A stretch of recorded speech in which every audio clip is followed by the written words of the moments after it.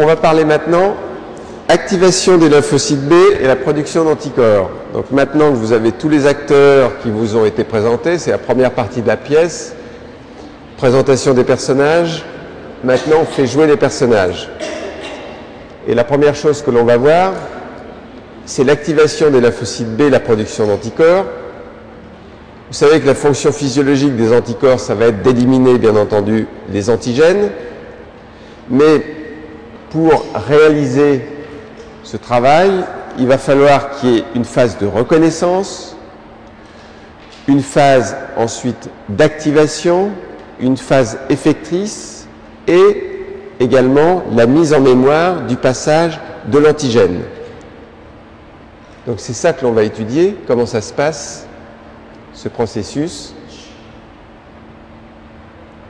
en tout cas pour les cellules B.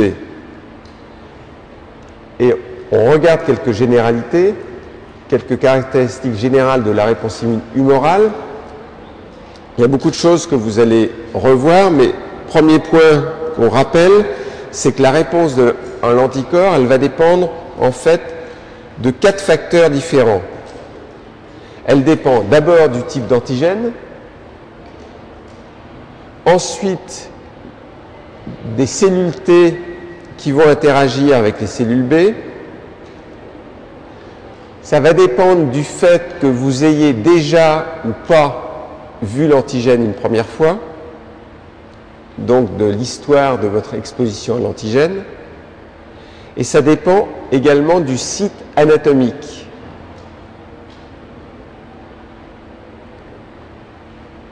Donc ça a 4 facteurs pour la réponse.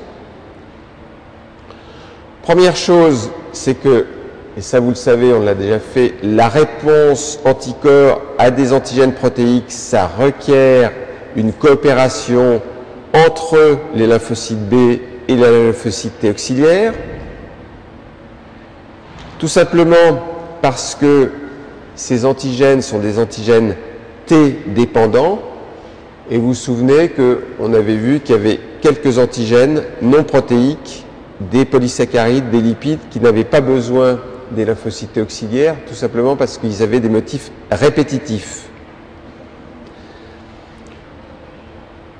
Autre généralité, la réponse T dépendante, elle est spécialisée, c'est-à-dire qu'en fonction, je vous ai dit, du type d'antigène, vous ferez une réponse B qui aboutira à la production d'IgG, d'IgE ou d'IgA. Et ce qu'il faut retenir, c'est que pour faire, maintenant vous le savez, vous en doutez, mais ça va mieux en le disant, pour faire tout de même ce changement, cette commutation d'isotype, vous avez besoin des cellules T auxiliaires. C'est ces cellules T auxiliaires, et vous avez bien compris maintenant qu'en fonction des TH1, TH2, c'est elles qui vont décider de quel type d'immunoglobuline la cellule B va produire. Si c'est une bactérie, vous aurez plutôt tendance à produire par exemple des IgM, puis ensuite des IgG. Pour un virus, ça sera plutôt des IgG qui vont être produits. Pour un parasite, plutôt des IgE. Et toujours dans les généralités, je viens de vous dire, bon, ça dépend du type d'antigène, ça dépend des cellules T, ça dépend aussi de la localisation, en fait, du site de production.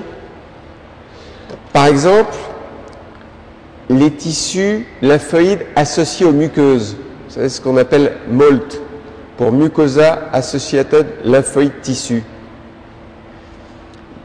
Ça, c'est la muqueuse gastro-intestinale, je vous le rappelle, c'est l'appendice, c'est les amygdales. Ça produit plutôt majoritairement des IgA. Donc ça montre bien que le site de production de l'anticorps est aussi important.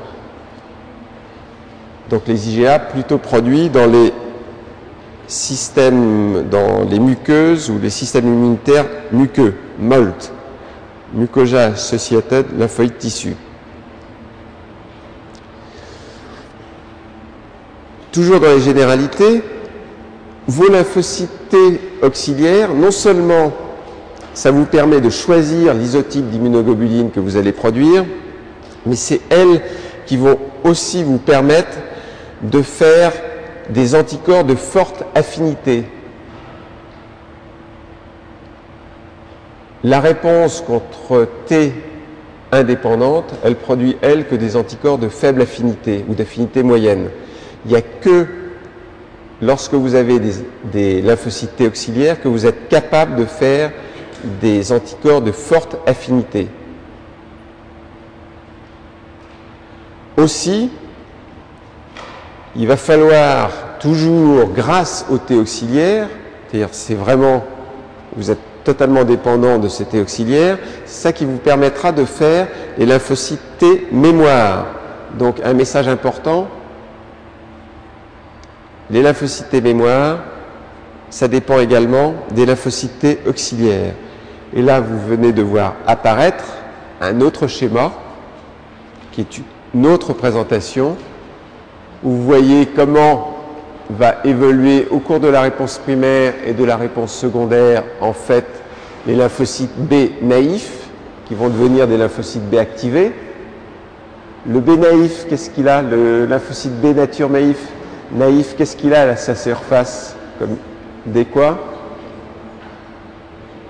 Il a IgM, IgD, hein, pour vous repériez. Donc là, on en est là. Lymphocyte activé, production faible d'anticorps puisque c'est la réponse primaire. Lymphocyte B mémoire. Encore une fois, les lymphocytes T auxiliaires sont importants pour la mise en mémoire de ces lymphocytes. Réponse secondaire, cette fois-ci réponse beaucoup plus rapide. Bien. Cette réponse immune, toujours dans les généralités, on va revoir tout ça, elle est initiée dans les organes lymphoïdes périphériques. Ça veut dire quoi? On l'a déjà vu maintenant, ça va être uniquement faire une synthèse de tout ce que vous connaissez. Lorsque ces antigènes sont dans la circulation sanguine, l'organe lymphoïde périphérique qui vous sert, qui va permettre la rencontre lymphocyte T auxiliaire, lymphocyte B, c'est quoi? La rate. Voilà. Alors que si ce sont des antigènes qui ne sont pas dans la circulation sanguine, qui sont au niveau de la peau, dans ces cas-là, ou des antigènes que vous aurez ingérés, ça va aller soit dans les ganglions, donc la réponse immunomorale se fera au niveau des ganglions, ça c'est pour ce qui est au niveau de la peau. Si c'est ingéré, ça sera plutôt au niveau des organes lymphoïdes associés aux muqueuses. Pareil pour ceux que vous aurez inhalés, organes lymphoïdes associés aux muqueuses.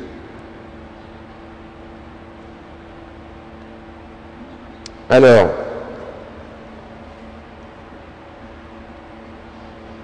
autre présentation de la même chose sur un autre schéma, mais c'est ce qu'on va distinguer, c'est ça que vous ferez lors du premier cours. Il va falloir que l'on regarde ce qui se passe très précisément dans le lymphocyte. Qu'est-ce qui fait vous êtes resté quasiment au niveau du lymphocyte B mature au repos. Qu'est-ce qui va se passer pour que, après cette phase de reconnaissance, vous étiez resté, vous, à peu près ici. Hein. Dire tout ça, vous le connaissez, vous l'avez appris, d'accord? Là, maintenant, vous êtes au niveau de la cellule B mature naïve. Elle a déjà rencontré des antigènes du soi, vous vous souvenez, pour permettre d'éliminer des lymphocytes qui reconnaîtraient des antigènes du soi avec une trop forte affinité. Maintenant, vous avez l'antigène étranger, et après cette phase de reconnaissance, qu'est-ce qui va se passer? Donc, il y a une phase d'activation. Vous vous souvenez que cette phase d'activation, vous savez déjà au moins une chose, même si vous ne savez pas quels sont ces signaux, c'est que cette phase d'activation ne pourra avoir lieu que si vous avez des seconds signaux, au pluriel. Donc, quels sont ces seconds signaux pour les lymphocytes B? Il y en a qui vont passer de très mauvaises vacances. Ils vont dire, pendant toutes les vacances, il ne nous a pas dit quels sont les seconds signaux. Vous le saurez en janvier. Ensuite, vous avez la phase de prolifération, d'expansion clonale, et ensuite une phase de différenciation.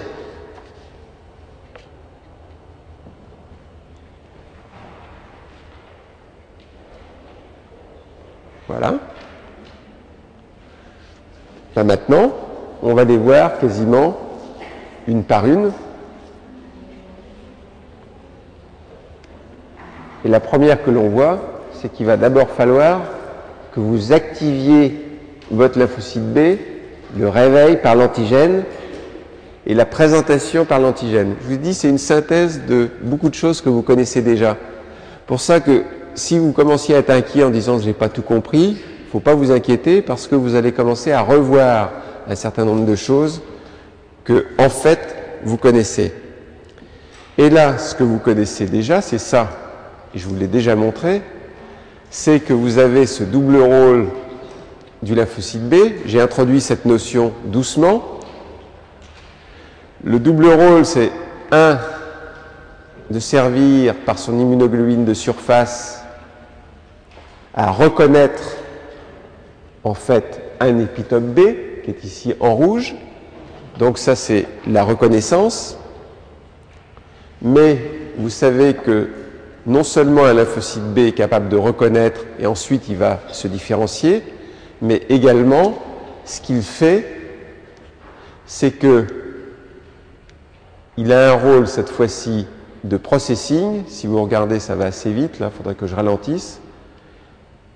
Une fois qu'il a attrapé quelque part l'antigène, il y a un apprêtement de l'antigène, comme le font les autres cellules présentatrices d'antigènes, les macrophages et les cellules dendritiques.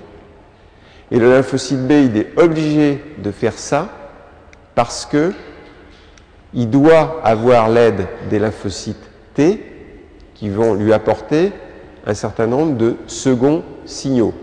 Mais il y aura d'autres seconds signaux aussi.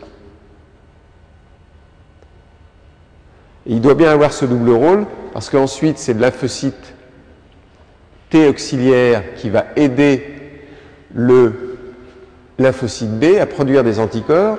Et il ne va pas aider n'importe quel lymphocyte B. Le lymphocyte T, il va par exemple interagir, ça on va le voir, il va aussi produire des cytokines, mais les cytokines vont aller activer très précisément le lymphocyte B qui, lui, avait reconnu l'épitope B. Donc il y a aussi un va-et-vient là. Alors, reconnaissance de l'antigène et initiation de l'activation de l'antigène. J'ai pas envie de commencer ça parce que j'avais envie de vous donner un petit avant-goût de ce dont on va parler, mais on ne va pas rentrer dans les détails. Donc maintenant, on s'arrête ici et vous savez qu'on va étudier tout le processus. Je vous souhaite d'excellentes fêtes.